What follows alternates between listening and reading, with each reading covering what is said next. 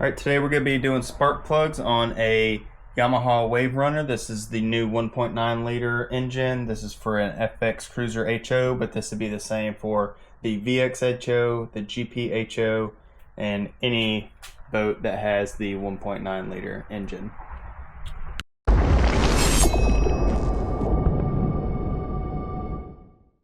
It's a pretty simple job. You only need a few tools. So you're going to need your spark plugs. These are NGK LFR 6As. You're going to need a Phillips head screwdriver. You're going to need a spark plug gap tool. You're going to need a 10mm socket with a ratchet. You're going to need a spark plug tool with a ratchet. This is the 5/8. You're going to need anti-seize, and you're going to need dielectric grease. So first step, you're going to take your Phillips head screwdriver and you're going to take off this beauty cover.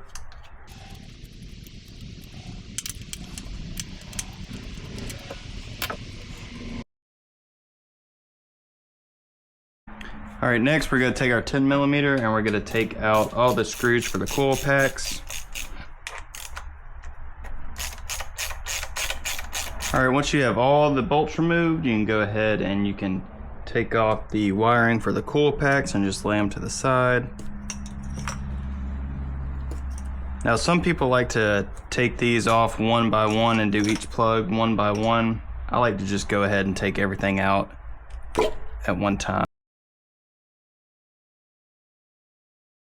Get your 5/8 spark plug socket and an extension, and you can go ahead and take these spark plugs out.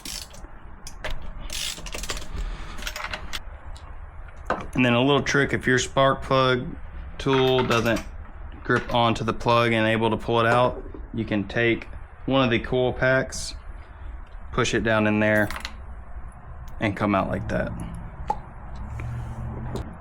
So once you have all the plugs out, just go ahead and give them a look over and make sure nothing weird's going on, no discoloration or anything like that. These look pretty good, so honestly probably don't need to change these, but the manual says to at 10 hours, so that's what we're gonna do. Okay, so before you put your new plugs in, just go ahead and check the gap on them. They're supposed to be 0.034.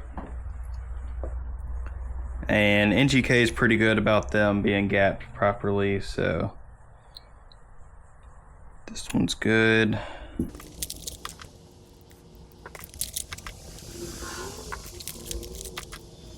Now I like to put a little bit of anti-seize on the threads and a little bit of dielectric grease on the top.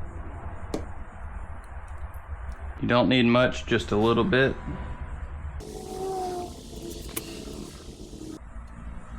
Then just a little bit of dielectric grease. And we'll go back in.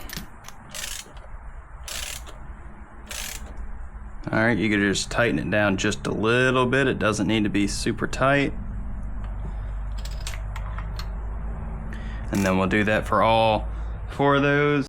Alright, once you have the new plugs in there, we'll just go back on with all of our coil packs.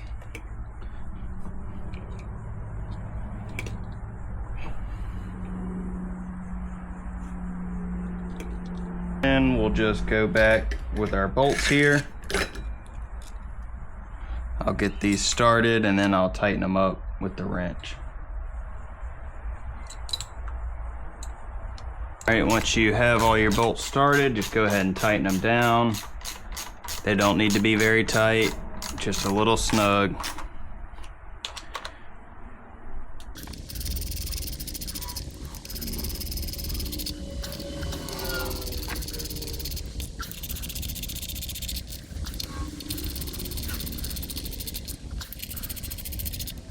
Now you can just plug in all of your coil packs.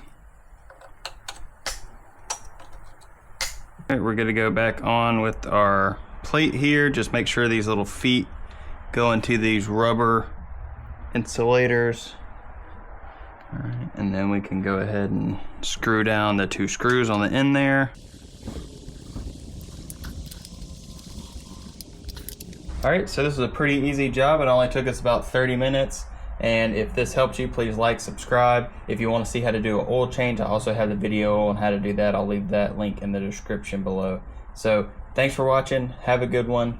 Until next time.